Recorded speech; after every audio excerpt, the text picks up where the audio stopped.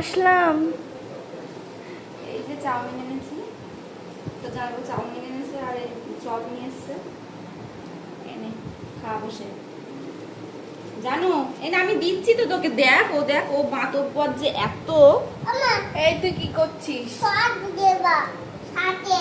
বেশি পাকা। বেশি এবার এদের চর্বি ভালো লাগে, চর্বিটা দেয় দেখে। তাই এটা অন্যরকম, আমাদের এখানে ওরকম দেয় না।